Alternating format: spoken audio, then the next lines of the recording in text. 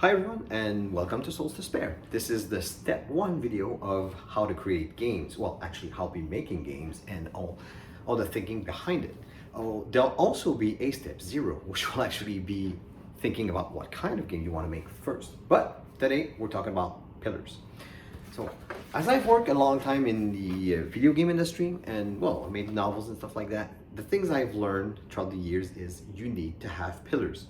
I usually go with sets of 3 pillars, because those are guidelines that like holy commandments which you'll follow throughout everything. It will actually have to do with your audience, the design of the game, the art of the game, and also all the marketing aspects of it also. It's really at the heart of everything. And since I have to get on with my videos and I haven't received my Amazon shipment with my whiteboard and stuff, I'm going to have to steal my kids' drawing pad. So I'll give you an example here. So for this channel, for Souls to Spare, I'm actually using 3 pillars, even while making videos. It's raw is my first pillar. The thing is, I don't want to edit the videos. I want to be true to myself. I want you guys to see me as I am and even see the mistakes I'll be making along the videos, because I want it to be, honest and authentic, because that's who I am. The second one is fun. If I'm not having fun while making the videos, and you guys are not finding it entertaining to watch, then obviously I'm failing at this. And least but not last would be the soul part. Soul part, you say. The thing is, I am making a dark team board game, and it has soul themes like, Dark Souls, Demon Souls, Bloodborne and stuff. And like a lot of these games also has that dark ascent. So it has to do, I'll be talking about these kind of games a lot. And also, the soul is also because I speak from the heart, and I think the experience I'm doing here has to do with it. And now, let's jump into something a little bit more hands-on. So, why pillars? You'll see it's very important. It'll drive your decisions. Because if you're making a game and you don't know where you're going, well, you'll have these great ideas. Like, I want to make a game about, flying pizzas or whatever. And then you'll find along the way, oh, yeah, how about it gets a little bit more gore or whatever. Okay, fine, it's gonna be wacky to have flying pizzas and gore. So, we're gonna be slicing slice of human pepperoni on the pizza and stuff like that. And then, along the way, you're like, well, it kind of doesn't really fit because I wanted to sell this for kids. So, yeah, no. So pillars are important because it'll make you think about your design, about your ideas. And basically what's important is when you're looking for those 3 pillars, you can have more, of course, but I've learned along the way is the more pillars you have, they're not gonna start to work together. They'll be in conflict with each other at some point there. So less is more in this case. So 3 strong pillars, and it's okay to change them along the way. I know probably do it with my channel. I might do it with my game, although I don't think so, but still, it might happen. Is you work with the 3 pillars that you find, and you try to, everything has to match in it. But if at some point one of them is too resistant, or it's actually preventing you from doing what you want to do, you might want to change it or bumping out altogether and have a new pillar. But the thing is, it's important to have it as soon as possible, because those pillars will guide you throughout all your thinking. Yeah. So, here's an example of, well, not example. So, I talked in the first video that I'll be making 3 board games and 5 books, which are Soul Adventures. The board game was 4 players, well, up to 4.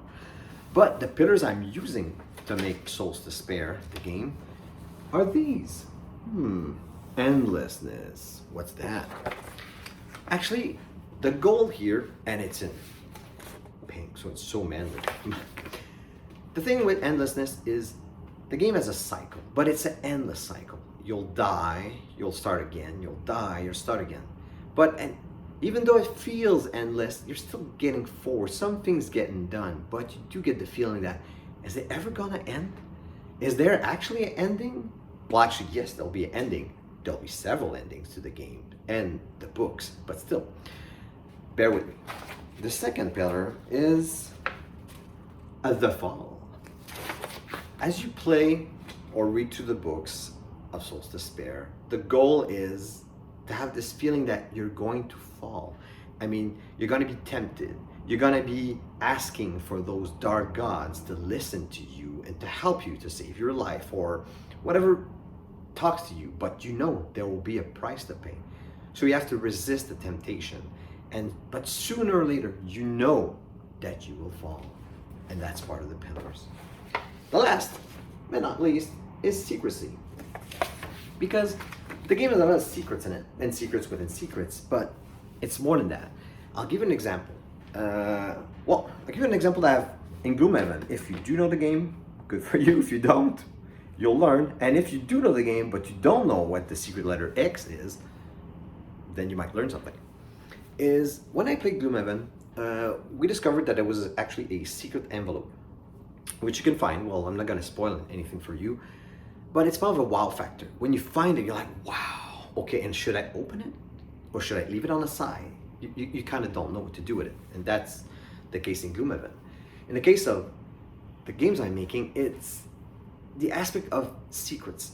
Everything has a use in it. And you know that endlessness, that cycle, I'm reusing everything. Even the box I'll be using actually serves a purpose. It's not just to fit stuff in it. It gives you the sense of the pillars, but it also, the reason is that the box itself will actually reveal some secrets in it. So there are secrets within the box and within the cards. And well, as you be playing along the cards of the game, because it's a story-driven board game, even the big board game is story-driven. And there'll be a lot of secrets in it, but it's up to you to find them as a player. I want you to have fun looking for them, and when you find it, I want it to blow your mind out. And that's really part of it. And the secrecy of Souls to Spare is the most important thing I've been working on, and you'll see along the other videos where, I'm not gonna spoil everything because it's not gonna be as fun if you know all the little dirty secrets, but there will be secrets. I'll give you a hint right now. There are 7 endings to the game. Most people think there are 5. Actually, there are 2 hidden ones, but ultimately there'll be an 8th, but I'll never talk about that 8th ending ever again until one player finds that ending. I'll name that player in the video, and I'll show everyone how awesome that player is for discovering it. So that's it for pillars for today. I'll be talking a little bit more about pillars as I talk about some of the games that you see here in some of the videos.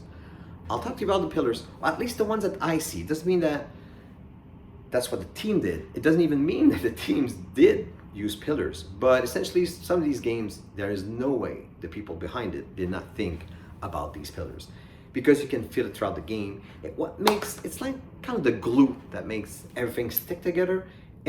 What makes those games authentic. You play them, they feel unique, and you're immersed in it because they have strong pillars, and they respected those pillars all throughout the steps of the game, up till in your very hand, and the experience you're having while playing them probably matches the pillars they had. So thank you so much, and on the next video, I'll be talking about how to decide what kind of game you want to make. So if you're watching me because you like to make games, I'll give you a couple of tips that I use when I want to make a new game, video game or board game or story or novel. There are decisions that are important, and basically it's to think about who you're making the game for. So thank you for watching the previous video to learn a bit more about all of that. Thank you so much, and as always, thanks for watching. Thank you for being there for me and supporting me, and I hope I'll see you in the next video.